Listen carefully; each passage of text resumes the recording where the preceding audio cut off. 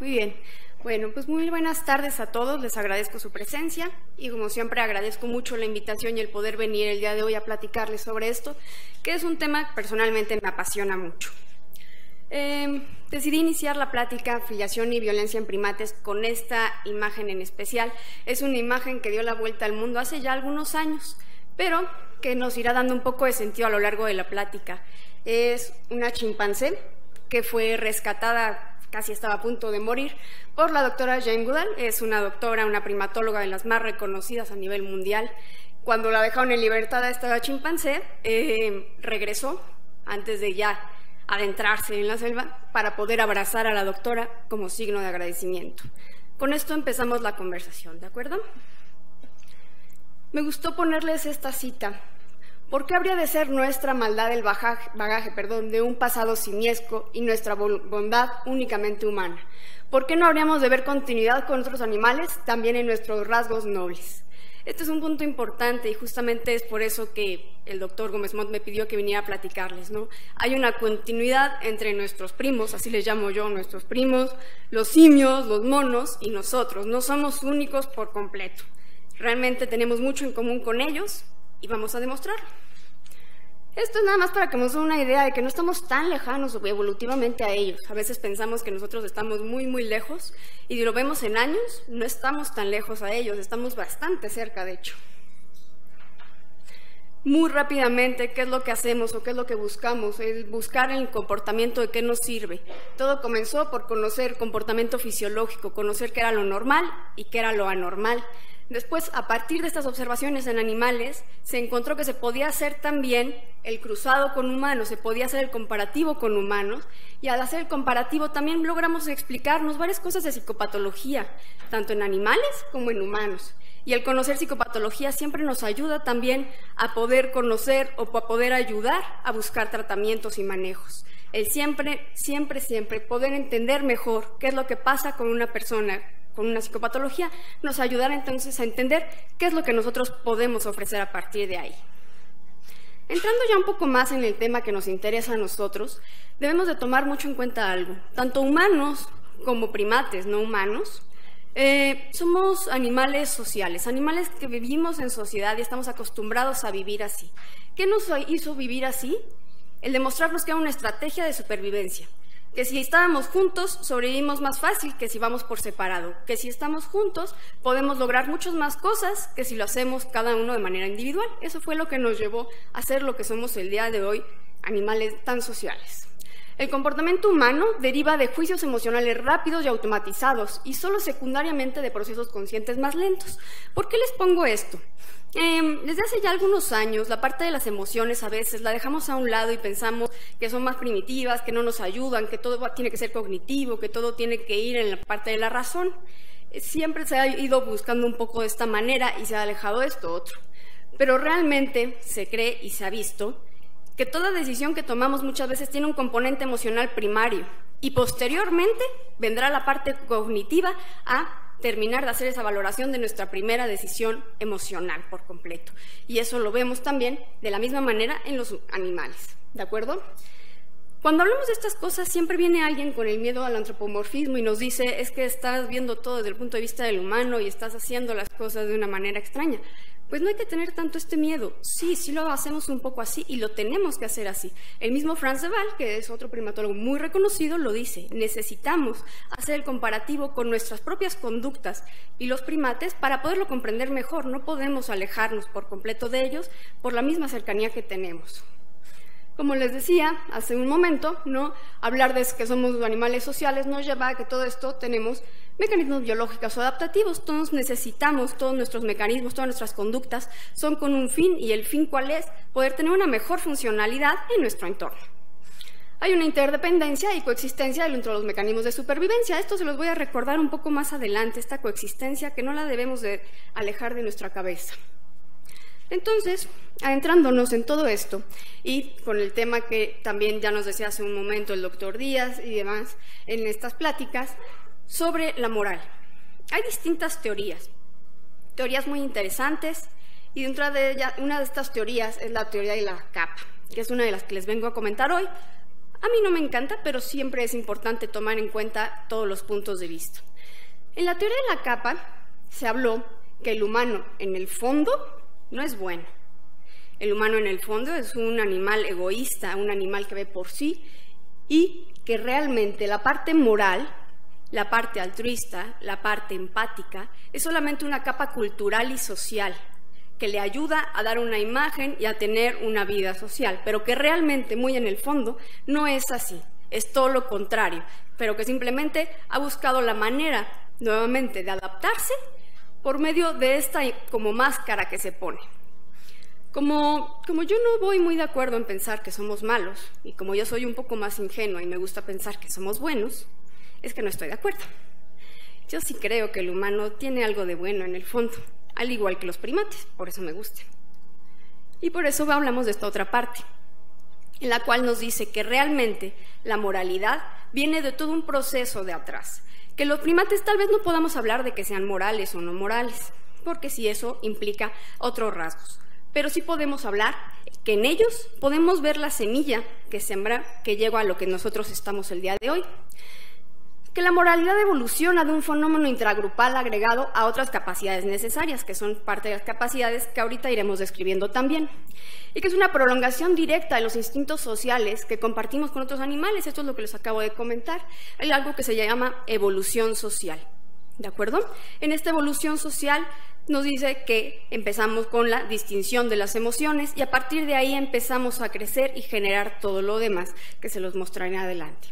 Y la comprensión del bien común sobre el individuo genera la evolución de la moral humana. Por eso yo les digo que el ser humano sí es bueno desde adentro, ¿no? Es decir, nosotros comprendemos lo que necesitamos y lo que nos va a llevar hacia adelante para que entonces podamos llegar al punto de lo que es la moral humana. Esto nada más para darnos una idea y recordar que no estamos hablando de algo vago y algo perdido por ahí en el espacio. Hay zonas, regiones neuroanatómicas, y bueno, viniendo del Instituto de Neurología siempre tengo que hablar un poco de neuroanatomía, si no estoy fallando un poco ahí. Hay varias zonas que nos interesan. ¿Cuáles son de las principales? Y principalmente para el humano.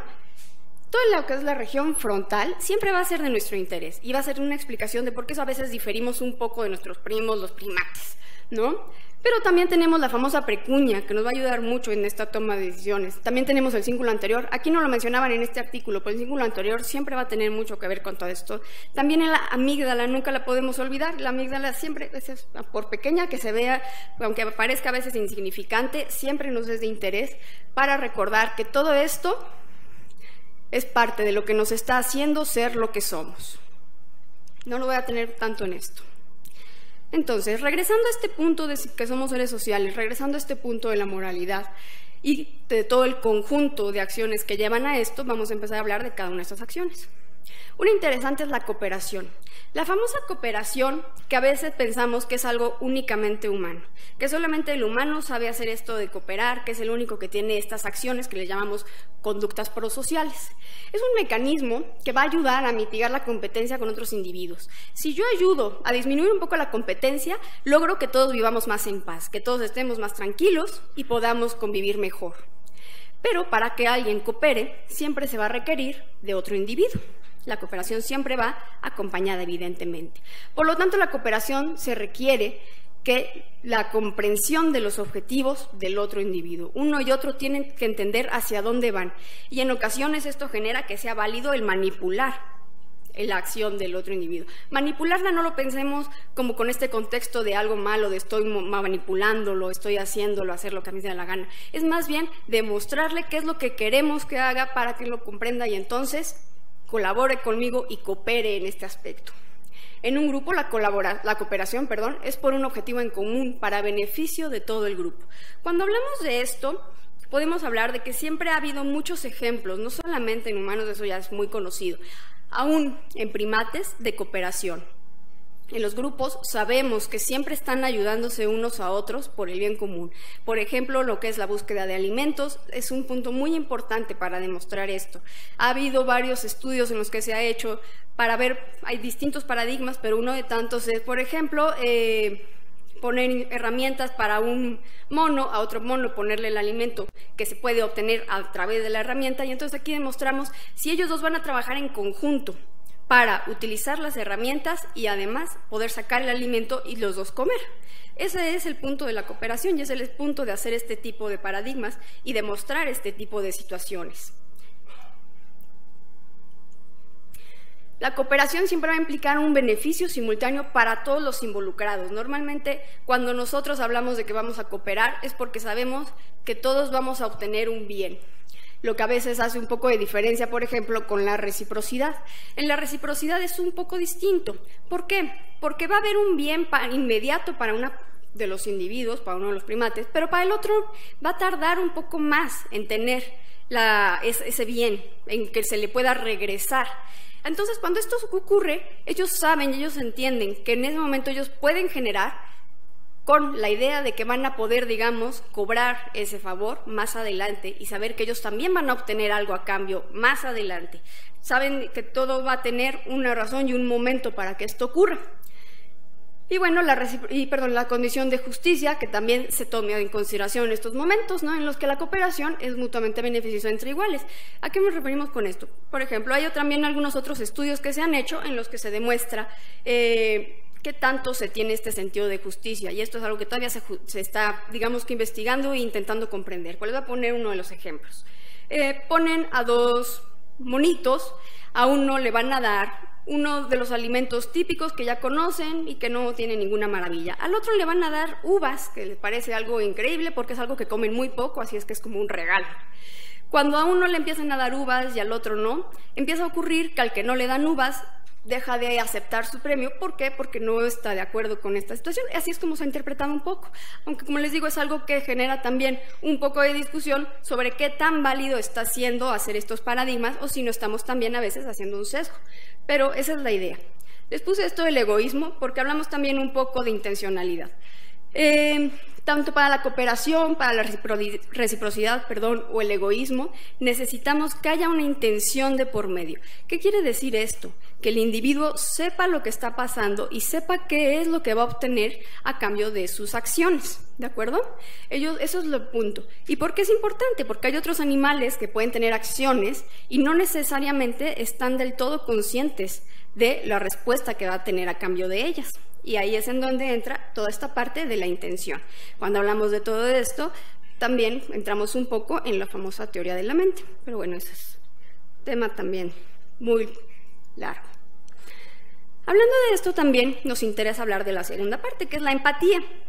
Cuando nosotros hablamos de empatía, hablamos que es un estado en el cual nosotros podemos comprender la emoción del individuo que tenemos frente a nosotros y compartir esta emoción. No solamente comprender lo que veo, sino además compartirla con esto. Cuando hablamos de empatía, hablamos de que podemos ser empáticos ante cualquier emoción. Hago esto, ¿por qué? Porque ahorita les explicaré más adelante con lo que hablamos sobre otros estados en los que no solamente son cualquier emoción. Pero aquí, alegría, tristeza, enojo, podemos empatizar. Y no solamente nosotros, también los monos pueden empatizar. Los primates también empatizan tanto entre ellos como con humanos. Llegamos a ese punto en el cual todos lo hacen de esta manera. Y entonces, ¿de qué manera? Es una forma de vincularse entre individuos desde el punto de vista prelingüístico. Posteriormente se le sometió a la influencia del lenguaje y la cultura. Esto hablamos, cuando hablamos del lenguaje y la cultura, específicamente en el humano, ¿no?, que ya entran procesos mucho más complejos a formar parte de esta parte de la empatía. Pero eso no implica que solamente nosotros tengamos esta capacidad de lograr empatizar.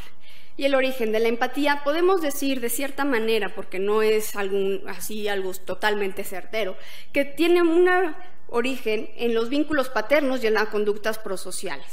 ¿A qué nos referimos con el origen en los vínculos paternos? Y muy rápidamente toco el punto. Nos referimos a que normalmente lo que pensamos es que la empatía nace desde el momento que nosotros empezamos a tener una relación y a generar un vínculo con nuestra madre, con nuestro padre. Ellos nos enseñan a hacer esta empatía.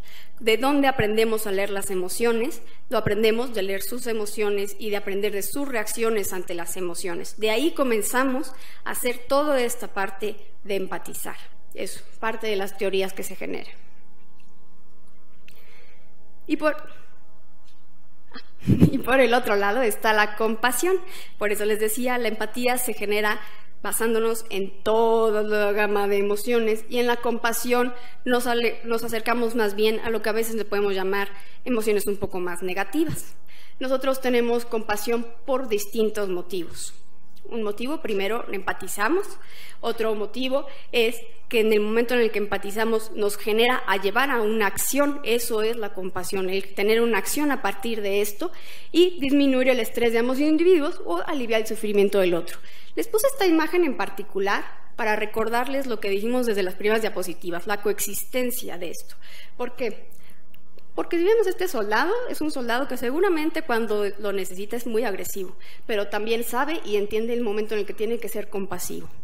¿De acuerdo? Por eso es que no son distintas conductas que se van a estar alejando entre ellas, sino que están conviviendo juntas y que están teniendo distintas maneras de estar interactuando. Sam Waxler es una investigadora que describe la compasión, y ella describió algo interesante en niños y animales, mascotas específicamente. Fue de casa en casa y les pedía a las mamás de los niños que hicieran gestos de sufrimiento, de que estaban llorando, de que les estaba yendo mal, y entonces ellos veían niños de 1 o 2 años, se acercaban a consolar a sus mamás porque las veían en sufrimiento, tenían esta compasión por ellas. Lo curioso y lo que ella no esperaba y sucedió es que las mascotas también se acercaban. El perro, el gato iba, se acercaba y también veía qué es lo que estaba pasando con la persona que estaba sufriendo, comprendía esta emoción y se acercaba a ellos. El altruismo animal se acerca mucho más al de los humanos de lo que podemos pensar, y espero que es algo que ya se hayan dado cuenta a lo largo de estos minutos, qué tan cercanos estamos en este aspecto. También, finalmente, el ser compasivos nos ayuda a resolver los conflictos, nos ayuda nuevamente a la paz en una sociedad, en un grupo, nos ayuda a mantener esa calma y esa tranquilidad. La compasión, volvemos a lo mismo, también la observamos en los primates. Cuando hay una pelea, cuando hay una agresión, vemos como otros miembros del grupo se acercan a darles consuelo a los que estuvieron en esa pelea. Se acercan a los que estaban heridos para darles también un poco de paz. Voy a ir un poco más rápido para poder terminar. La compasión y la empatía nos van a llevar a algo, que es el altruismo. Así de fácil. El que nosotros seamos compasivos y empáticos nos puede llevar a que entonces seamos altruistas. Y esto no solamente a nosotros, vuelvo a lo mismo, recuerden que en este momento hablamos también que los primates están en el mismo punto, también ellos son altruistas. Y entonces eso lo vemos con esto, también se le conoce como ayuda focalizada. Aquí les pongo un esquema que hicieron de un estudio en el que veían qué tanto se acercaban otros monos a los que habían peleado en el momento de la discusión, a qué tan pronto después de la discusión se acercaban y qué tantas conductas tenían de contacto con ellos. Podemos ver que al finalizar de inmediato una discusión, se acercaban y tenían muchas conductas de contacto para poder reconfortar a los que tuvieron las peleas, y bueno, conforme pasaban los minutos, estas conductas pues fueron disminuyendo, ¿no? Esto también nos importa por la empatía cognitiva, que más adelante ahorita se los explico, y que se presenta igual, como les decía, humanos y grandes simios, sobre todo es en donde más se ha podido ver esta parte de la compasión. Y para poder tener nosotros altruismo, necesitamos tener un poco también de autoconciencia. Los primates también tienen que tener autoconciencia y tener esta distinción entre el yo y el otro. Perdón, aquí me salté el yo, me lo comí. Pero es esa distinción entre el yo y el otro lo que nos hace y lo que los hace a ellos también poder tener estas conductas altruistas, poder comprender el sufrimiento ajeno del propio y el poder reconfortar al ajeno y al lejano. Esto es a lo que me refería con el contagio emocional. El contagio emocional es la primera parte, podemos decir. Es decir, esto lo pueden tener desde animales un poco más primitivos, el poder reconocer la emoción y el sentirla igual. Después viene la parte cognitiva, si nos interesa y si funciona también en otros animales. La parte cognitiva, la parte en la cual ya procesamos este contagio, en el que ya lo entendemos, por decirlo de alguna manera, y entonces ya nos lleva a una atribución a esto, al procesarlo por completo y a poderlo entonces externar y poder nosotros generar una acción o una conducta a partir de esto. Pero así como estamos hablando de toda esta parte positiva del altruismo y demás, siempre tiene una contraparte, que es la otra parte que nos interesa, que viene siendo la parte de la agresión y la violencia. Específicamente vamos a acercarnos un poco más a la violencia. La agresión y la violencia, yo se las puse por separado y no se los puse como que sean sinónimos. Por un motivo, no todos los consideramos sinónimos. La agresión normalmente la consideramos como una conducta un poco de supervivencia, una conducta que tiene un fin o que tiene una razón de ser. Es para defenderme, es para sobrevivir, es para proteger a alguien. La violencia muchas veces, el fin último es el daño, es el generar un malestar al otro, una lesión. Y también la agresión y la violencia tienen contrapartes muy claras, que es la reconciliación y el consuelo. En la violencia va a haber fallas en las habilidades sociales y en la empatía muchas veces. Muchas veces estas personas o estos primates que pueden tener situaciones de violencia puede ser porque no están leyendo completamente bien al otro individuo. Y las peleas se limitan por observadores externos normalmente. Esto tiene que ver con lo que les decía hace un momento sobre el consuelo, que se acercan otros individuos a detener. En ese momento, si ustedes se ponen a pensarlo, no solamente ocurre en los primates el que se acerquen otros simios a intentar detenerlos o a empezar a consolar para que todo termine más fácil. Hasta en nosotros lo hemos visto. Si alguna vez les ha tocado ver una pelea en algún bar o algo así, nunca falta quien se acerque, ¿no? Sobre todo a veces son las mujeres, curiosamente aquí también son las hembras las que hacen esto, ¿no? El detener, el intentar tranquilizar en ese aspecto. Y bueno, son las conductas precursoras para restaurar la paz en el grupo, estas conductas de consuelo. La violencia también se toma como un síntoma de psicopatología. Aquí les puse un tipo de violencia que no me voy a meter mucho porque es un tema mucho más largo, ¿no? Pero la automutilación o la autolesión es un claro síntoma de psicopatología, ¿no? Y es una violencia autodirigida. Causas comunes de violencia, hablando específicamente en primates, bueno, son situaciones de crisis en los grupos, el caos social, las conductas de amenaza, las conductas violentas a pesar de sumisión de los contrincantes y qué tal está el balance de machos entre grupos también importa mucho para que sean generadores de violencia. Ahí está. Para esto de violencia les traje que es un ejemplo muy claro. La guerra de los 4 años se los voy a platicar más o menos la idea. En el Parque Nacional de Gombe, en Tanzania, había unos chimpancés, 2 grupos de chimpancés. Se puso ahí una estación de alimentación de la doctora Jane Goodall, la misma que les puse la foto inicial.